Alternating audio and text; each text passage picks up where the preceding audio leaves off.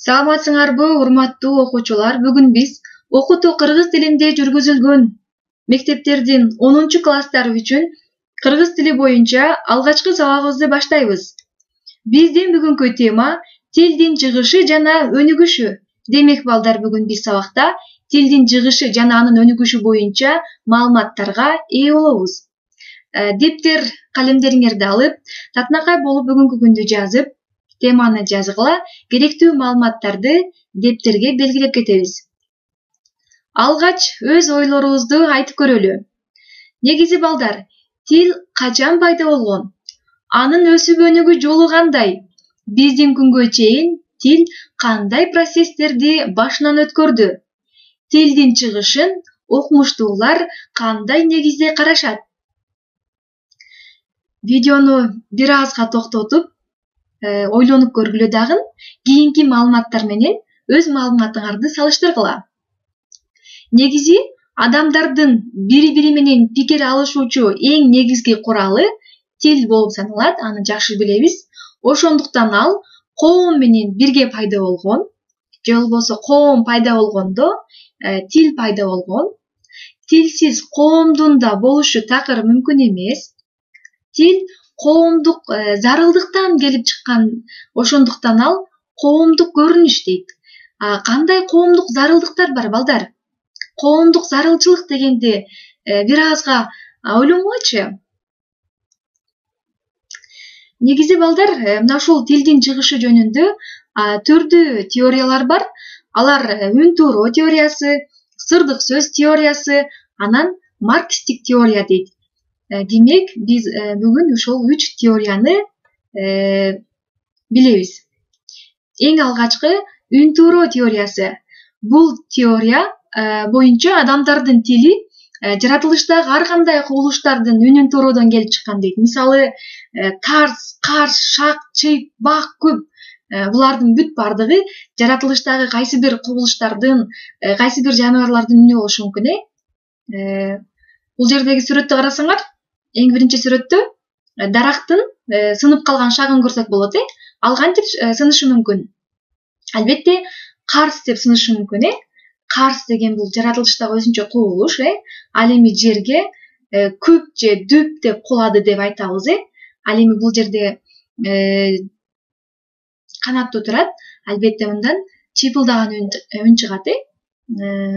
Демек, мына ушундай жаратылыштагы кубулуштардын үнүн туроодон адамдын тили келип чыккан, тил мына ушундан келип чыккан деген теория бул үн тууроо теориясы деп аталат экен. Кийинки теория сырдык сөз теориясы. Алгачкы адамдар мындай бир корккондон, капалангандан, сүйүнгөндөн же болбосо ар кандай добуштарды чыгарышкан экен да. Мисалы, адамдардын тили ушундан келип чыккан деген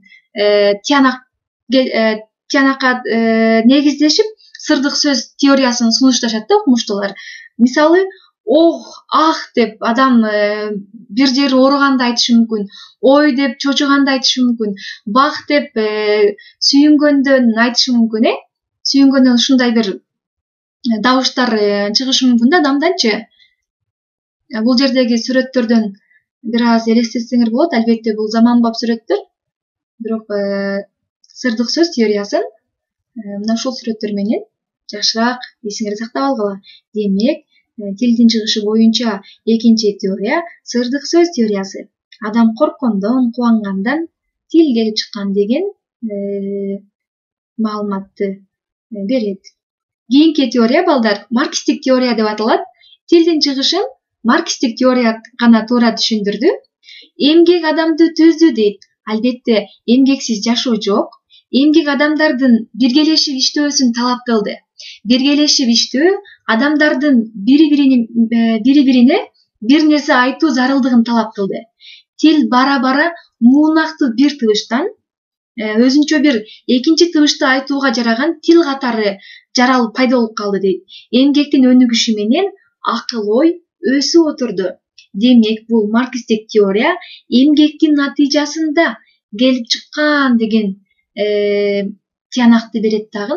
Мына ушул теорияны сунуштайт.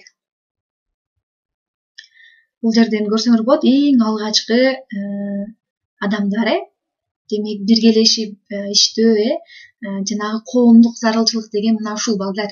Коомдук зарылчылык эмне кылат, биргелешип иштөөнү талап кылат, биргелешип ууга барууну талап кылат,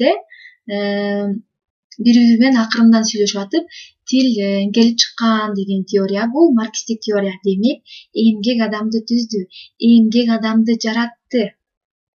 Тил мына ушул эмгектенүүнүн натыйжасында келип чыкты деген теория. Бул марксистик теория.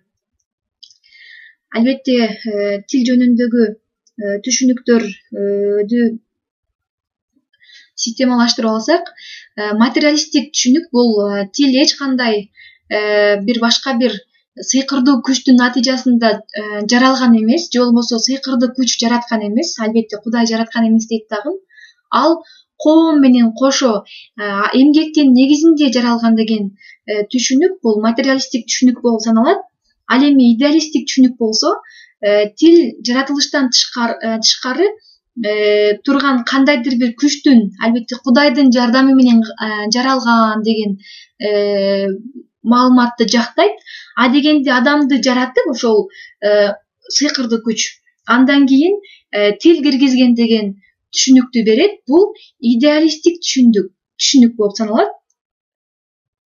Эми балдар, бүгүнкү темалар боюнча эң алгачкы сабактын башындагы суроолорду бир аз ойлонуп, кайрадан өзүбүздүн оюбузду бекемдейбиз дагы. Жогорудагы теориялар менен таанышып, өз көз карашыбызды жактайбыз. Силер кайсыл көз карашты жактайт элеңер? Демек, өз оюңарды мугалимге жибергенди унутпагыла. Кийинки сабактарда кезигишебиз. Көрүшкөнчө.